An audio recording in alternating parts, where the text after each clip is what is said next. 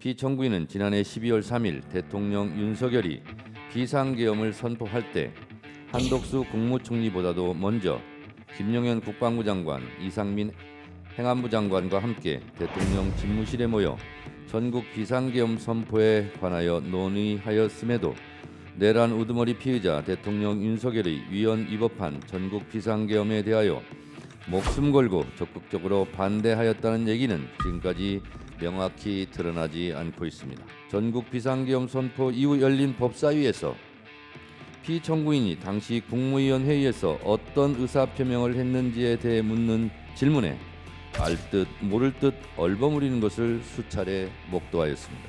피청구인의 국회 무시 행위는 이에 그치지 않았습니다. 피청구인은 2024년 12월 7일 국회 본회의에 출석하여 소위 김건희 특검법 재의건에 대해 국무총리를 대신하여 설명하고 난 후 곧바로 국회 본회의장에서 퇴장하기까지 하였습니다. 존경하는 헌재 재판관님, 박성재 법무부 장관, 국회 탄핵소추위원, 국회 법사위원장 정청래입니다. 피청구인 박성재 법무부 장관은 대한민국의 법무행정을 총괄하는 법무부의 수장이자 대통령의 국정을 보좌하는 국무위원입니다. 피청구인은 검찰, 행형, 인권옹호, 출입국 관리 등 대한민국 법무에 관한 사무를 관장하는 법무부 장관으로서 그 누구보다 대통령의 국정이 합헌적으로 운영될 수 있도록 보좌해야 하는 막중한 책무를 부담하고 있습니다. 피청구인 박성재는 헌법 제89조에 명시되어 있는 계엄과 그 해제를 심의해야 되는 국무회의 국무위원의 일원입니다. 피청구인이 그 의무를 다하였는지 많은 의구심을 갖고 있습니다.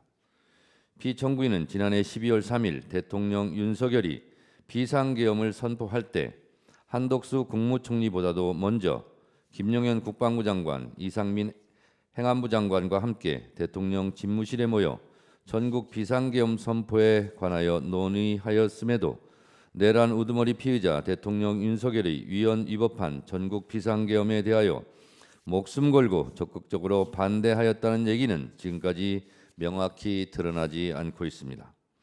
그 내란의 밤 대통령 윤석열이 선포한 전국 비상계엄이 헌법과 계엄법이 정한 전시사변 또는 이에 준하는 국가 비상사태에서 이루어진 것이 아님은 삼척동자도 다 아는 사실입니다. 12.3 내란 사태는 비상계엄의 전제 조건도 포고령도 국회와 중앙선관위를 침탈한 것도 정치인과 법관을 체포 구금하려 했다는 것도 모두 헌법과 법률을 위반한 내란 행위입니다. 내란 우두머리도 내란 중요 임무 종사자도 내란 부하 수행자도 모두 처벌의 대상입니다. 존경하는 재판관님, 우리나라의 법무행정의 최고 책임자인 피청구인이 대통령 윤석열의 비상계엄을 명확하게 강력하게 반대하지 않고 침묵 방조하거나 헌법 파괴 현장에서 단순히 우려 표명만 했다면 그것은 대통령의 국정을 보좌하는 국무위원으로서 그 책무를 다하지 못한 것을 넘어 우리나라 법무행정의 최고 책임자로서 헌법과 법률을 수호할 의지가 없다는 것을 명백히 보여준 것입니다. 저는 국회 법사위원장으로서 대통령 윤석열의 전국 비상계엄 선포 이후 열린 법사위에서 피청구인이 당시 국무위원 회의에서 어떤 의사표명을 했는지에 대해 묻는 질문에 알듯 모를 듯 얼버무리는 것을 수차례 목도하였습니다.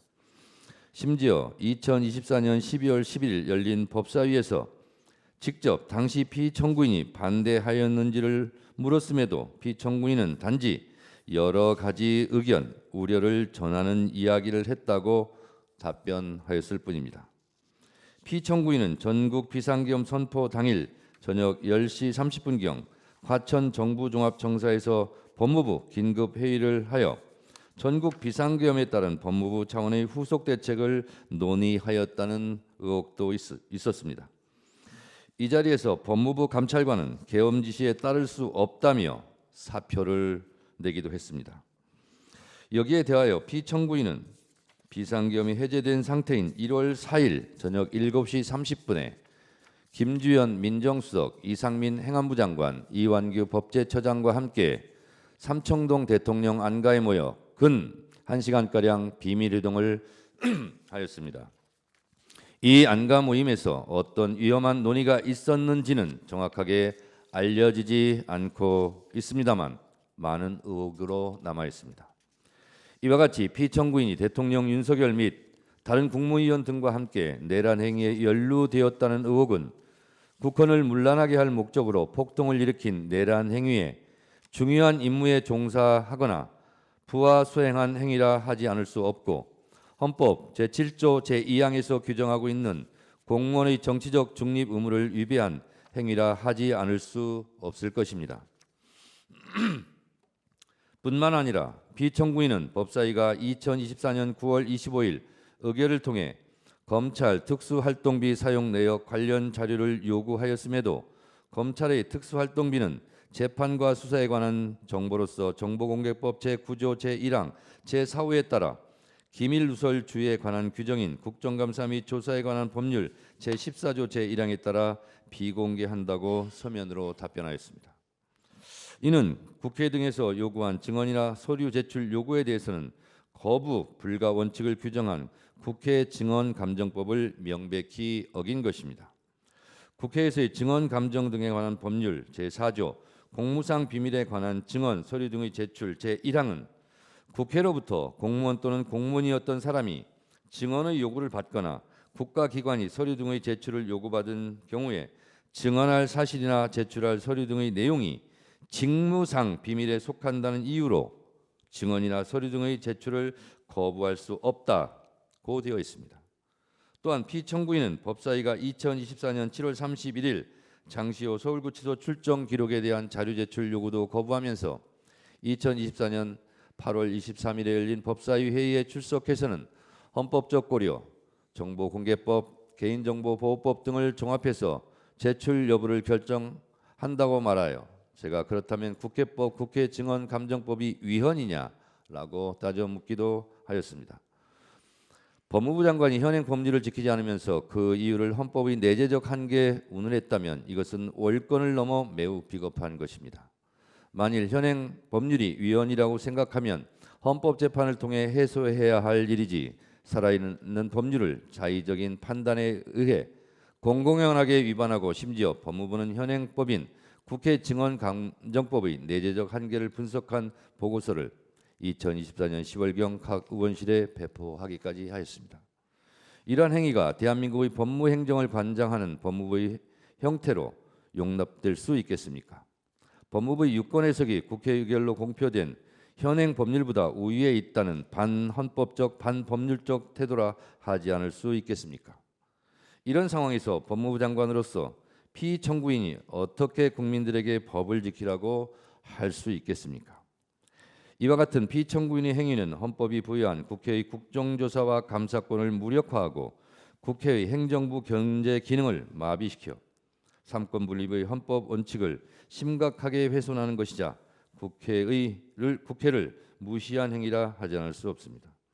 피청구인의 국회 무시 행위는 이에 그치지 않았습니다.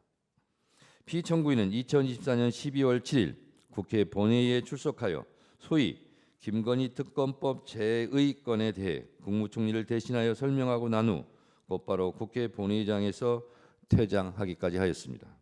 이와 관련하여 우원식 국회의장으로부터 국회에서 해당 안건을 처리할 때 국무위원이 제자리에 있는 것이 원칙이고 국민을 대하는 태도라고 주의 경고도 받았습니다. 이는 국무위원의 국회 출석 및 답변 의무를 규정한 헌법 제62조 제2항 및 공무원의 성실 의무를 규정한 국가공무원법 제56조를 위반한 것이라 하지 않을 수 없습니다. 무신분립이란 말이 있습니다. 국민의 신뢰를 저버린 어느 정부도 어느 기관도 그 누구도 바로 설 수 없습니다. 피청구인이 대통령 윤석열의 내란 행위에 관여한 행위, 국회의 자료 제출 요구에 정당한 이유 없이 거부한 행위, 국회를 무시하고 본회의장에서 퇴장한 행위는 피청구인에게 헌법과 법률을 수호할 의지가 없음을 명백히 보여주는 것일 뿐만 아니라 국민의 신뢰를 저버린 행위로 그 법 위반 정도가 중대하다고 하지 않을 수 없습니다. 존경하는 헌법재판소 재판관님, 대한민국은 12.3 내란 사태 이후 전 국민이 불안과 공포, 혼란 속에 내란성 스트레스로 몸살을 앓고 있습니다.